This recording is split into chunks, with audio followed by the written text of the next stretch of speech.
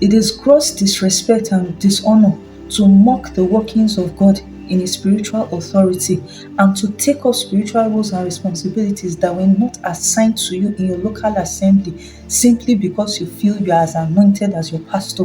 Without permission, you just go ahead and do things the way you like without reporting to appropriate authorities. You are sinning a very deadly sin, and we'll see examples in scripture. And if we look at the story of Korah, Dathan, and Abiram, we see the same thing.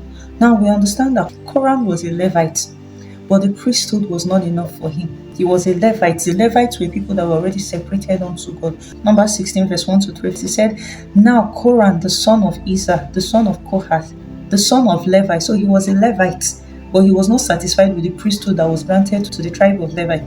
Said with Dathan and Abiram, the sons of Eliab, and On, the son of Pelet, sons of Reuben, took men, and they rose up before Moses with some of the children of Israel, 250 leaders of the congregation, representatives of the congregation, men of renown. Verse 3 said they gathered together against Moses and Aaron and said to them, You take too much upon yourselves, for all the congregation is holy, every one of them, and the Lord is among them. Why then do you exalt yourselves above the assembly of the Lord? Imagine coming to their leaders and saying this kind of thing. Verse 4 said, So when Moses heard it, he fell on his face, and he spoke to Korah and all his company, saying, Tomorrow morning the Lord will show who is his and who is holy, and will cause him to come near him. And did the Lord do that? Oh yes, God did. Let's look at verse 8. He said, Then Moses said to Korah, Hear now, you sons of Levi, is it a small thing to you that the God of Israel has separated you from the congregation of Israel to bring you near to himself, to do the work of the tabernacle of the Lord, and to stand before the congregation to serve them, and that he has brought you near to himself, you and all your brethren, the sons of Levi with you? Are you seeking the priesthood also? So he was not satisfied with the responsibility that God had committed into the hands of the Levites. He wanted to be the Moses. He wanted to be the Aaron. But that was not God's order. Said verse 12, And Moses sent to call Dathan and Abiram, the sons of Eliab, but they said, We will not come up. Imagine what audacity. It's the same thing, when your pastor calls for you or sends you an errand and you say, I cannot go, I will not go. It's the same evil you are doing. Can you see your forefathers here?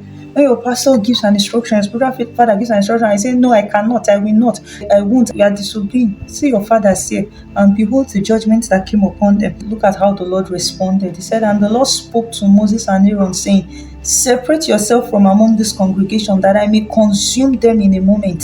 And Dathan and Abiram came out and stood at the door of their tents with their wives, their sons, and their little children. And Moses said, By this you shall know that the Lord has sent me to do all these works, for I have not done them of my own will. But if the Lord creates a new thing, and the earth opens its mouth and swallows them up with all that belongs to them, and they go down and life into the pit, then you will understand that these men have rejected the Lord.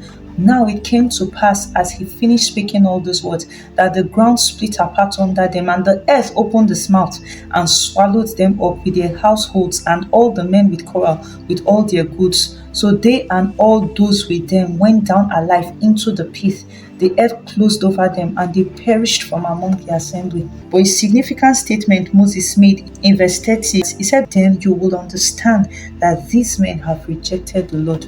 So as far as Korah, Dathan, and Abiram were concerned, they were rejecting the leadership of Moses and Aaron. But as far as God was concerned, they were rejecting him, because rejecting the spiritual authority that God has placed over you is rejecting the Lord.